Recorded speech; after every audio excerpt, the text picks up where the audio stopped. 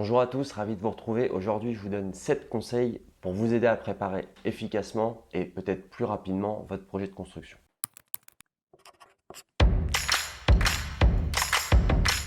Le premier conseil, vu que cette chaîne s'adresse aux gens qui pensent à faire construire et qui n'ont encore rien lancé, vous allez probablement fouiller sur Internet. La preuve, du coup, si vous regardez cette vidéo, c'est ce que vous êtes en train de faire. Évitez au niveau de la recherche Google de taper construction maison. C'est évident de taper ça quelque part, mais vous allez avoir que des annonces de constructeurs et vous allez finalement avoir peu de conseils. Posez vraiment des questions plus précises. Il y a des super contenus, mais sur des phrases finalement que jamais personne ne saisit, puisqu'on commence comme ça large et au fur et à mesure où on apprend, on se disperse, on va dans tous les sens. Évitez les termes génériques, donc utilisez des termes plus précis. Le second conseil, surtout en ce moment, n'a rien à voir avec le côté recherche, mais c'est le fait d'aller à la banque tout de suite pour se renseigner d'une capacité d'emprunt, alors que vos comptes sont entre guillemets pas clean. Tout simplement parce que si d'entrée de jeu, il n'y a pas un rapport de force équilibré avec la banque, vous allez perdre pas mal de temps. Donc si vous avez genre un crédit conso, un crédit voiture, ce genre de choses, il faut absolument l'enlever de façon à ce que ça ne rentre pas dans votre reste à vivre. Surtout là, depuis quelques mois,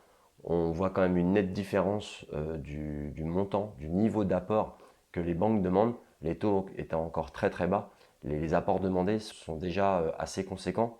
Donc si en plus on n'arrive pas avec ce potentiel de client entre guillemets qui posera pas de soucis, qui a peut-être besoin d'assurance voiture, qui a besoin de voilà, un client dont on aurait envie qu'il signe chez nous.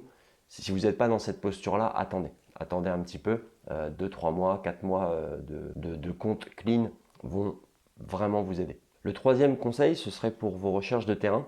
Je vais vous mettre un article en lien parce que j'ai listé plusieurs moyens, plusieurs sites et l'extension, je vous parle un peu de l'extension Castorus pour vos recherches de terrain sur Internet pour éviter de faire tous les sites. C'est une extension qui est très pratique puisque en partant de cette extension, elle va aller sur la quasi-totalité des sites professionnels où il y a des terrains à vendre. Donc ça permet de tout suivre du même endroit. Vous pouvez aussi tout bêtement aller dans Google Alert et vous saisissez tout simplement terrain à vendre, terrain constructible. Derrière, vous mettez là où les villes où vous souhaitez effectuer des recherches. Vous pouvez vous créer 10, 15, 20 alertes. Bon, après, évidemment, plus vous en créez, plus vous allez recevoir de mails à consulter vers ces sites internet. Mais ça peut être déjà un bon gain de temps plutôt que d'aller fouiller tous les jours ou toutes les semaines sur 10 sites différents. Le quatrième conseil, vu que vous regardez des vidéos YouTube, alors moi je sais que je ne parle pas forcément très vite, enfin après ça dépend des gens, mais il y en a beaucoup qui ne connaissent pas cette petite astuce-là dans la molette en haut à droite. C'est tout simplement de regarder le contenu en accéléré. Alors au début ça peut paraître assez fou de faire ça, mais je vous assure que moi je regarde quasiment tout en 1,75 voire en x2. Au lieu d'une heure de vidéo, finalement vous ingurgitez le même contenu en une demi-heure. Donc ça peut être très intéressant si vous suivez des personnes comme moi où on explique des choses. Montez progressivement, vous allez voir qu'au bout d'une semaine ou deux de pratique, si vous faites 10-15 minutes de vidéo tous les jours, je peux vous garantir qu'après vous allez avoir du mal à revenir à la vitesse normale parce que ça va vous paraître très très très lent. Le cinquième conseil, c'est évidemment de faire un petit tour sur les forums et les groupes Facebook. Je mets quand même une alerte là-dessus. C'est très intéressant quand on échange nos expériences en se basant sur des faits réels et non pas sur des ressentis, puisque on est assez balèze là-dessus pour donner notre avis ou ce qu'il faut faire et pas faire sans forcément avoir toutes les informations ou sans prendre en compte les besoins de l'interlocuteur qu'on a en face. Vu qu'on n'a aucune responsabilité, on peut très bien balancer des infos sans les vérifier ou donner un avis qui n'est pas forcément fondé. Il est toujours à l'esprit que tout le monde peut faire une erreur et quelqu'un de mécontent, l'erreur vient aussi peut-être de lui. Ça, faut pas se mentir, ça existe dans tous les groupes Facebook et aussi dans les forums. Néanmoins, ça reste quand même des sources intéressantes, surtout pour éviter les problèmes que certains ont eus et éventuellement aussi pour être inspiré au niveau idée. Je ne vous conseille pas de vous mettre dans 10 groupes Facebook, clairement. Faites-en deux ou trois et au bout du bout, n'en gardez qu'un. Ce qui peut être intéressant aussi, c'est d'être dans un groupe spécifique. Je vais prendre un exemple, vous voulez faire construire en bois. Vous pouvez très bien être dans un groupe de construction de maisons généralistes et dans un groupe où on parle de construction bois. C'est très intéressant. Et le dernier conseil, évidemment, ça va être les formations vidéo ou les guides gratuits que vous pouvez trouver. Alors, il n'y a pas que moi qui fais ça. En tant qu'AMO, je ne sais pas s'il y a d'autres AMO qui le font. Je sais qu'il y a des conducteurs de travaux privés qui le font, des architectes, certains maîtres d'œuvre qui s'y sont mis. Mais évidemment, je suis là aussi pour prêcher un peu pour ma paroisse. L'idée, c'est que là où moi j'insiste, c'est que au-delà des formations vidéo qui sont structurées dans un ordre bien précis, si vous partez de zéro, derrière, moi je suis disponible. N'hésitez pas à me contacter si vous voulez personnaliser une offre parmi les services qu'il y a sur le site. Moi, je suis bien obligé de quantifier les choses et de dire ce que vous avez à gagner et quelle transformation je vous propose suite au suivi de ces conseils-là. Mais derrière, on est tous différents, tous les projets vont être différents. Je souhaite et je resterai humainement disponible, physiquement disponible, par téléphone, par mail, peu importe. Mais l'idée, c'est pas de vous laisser devant des vidéos et débrouillez-vous. Si vous partez de zéro, l'idée, c'est de vous donner des connaissances de base et des exemples concrets pour qu'à la fin, vous soyez capable de choisir le bon terrain, donc le terrain qui colle avec votre projet. Mais il faut déjà être capable de définir le projet, les objectifs. Évidemment, on va aller gentiment sur la conception de maison, comment penser aux usages.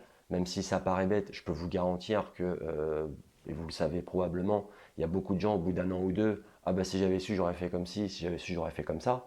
Donc on essaye de se poser toutes les bonnes questions de façon à arriver sur une organisation qui va vous convenir déjà, parce que avec qui je travaille, bah, c'est aussi une question à se poser du point de vue de l'organisation et du relationnel, c'est vraiment important. Derrière, on va peaufiner la conception. Vous m'envoyez des plans, je peux très bien vous donner mon avis sur le sujet. Ce sera même avec un grand plaisir. Et donc l'idée, c'est ça.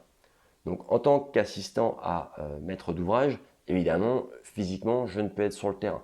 Donc comme me l'a fait remarquer mon dernier client, il me dit, mais si je signe avec un constructeur, du coup, tu n'es plus disponible pour moi et s'il me reste des coachings, tu ne les fais plus. C'est pas du tout ça. On ne peut pas dire ce qu'on veut sur Internet. Il y a du juridique, il y a un cadre légal. Quand on donne les conseils que je donne, il faut au moins être assistant à maître d'ouvrage, avoir au moins passé la formation minimum et on doit faire signer un contrat. Dans ce contrat, ce que je dis, c'est que si pour X raison, les différents intervenants avec lesquels vous avez préparé votre projet doivent se retrouver et être convoqués sur le chantier, physiquement, c'est juste pas possible pour moi.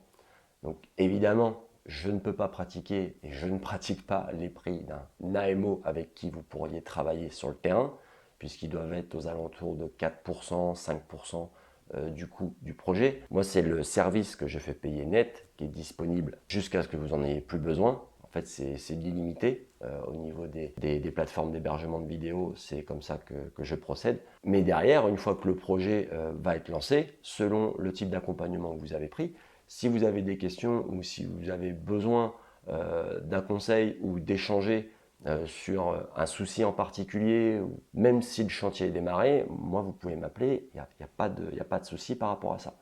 C'est juste qu'une fois que vous avez signé avec un professionnel quel qu'il soit, moi derrière, c'est comme si légalement en fait je deviens hors du projet, tout simplement. Et donc en faisant ça, bah, vous gagnez un temps considérable puisque bah, on parle des taxes, on détaille tout. On parle de la RE 2020, il y a une formation sur les étapes, il y en a une qui est poussée à la conception pour rien oublier dans la maison.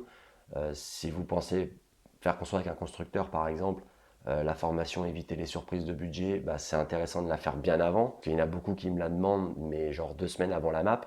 Donc ça permet de savoir où on va d'un point de vue budget et de rien oublier.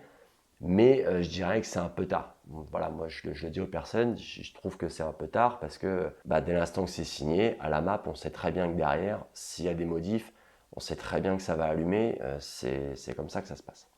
Donc n'hésitez pas à me poser vos questions en commentaire, à liker, à vous abonner, et puis n'hésitez pas à repasser par le site pour regarder tout ça et voir si je peux vous aider. À bientôt, au revoir.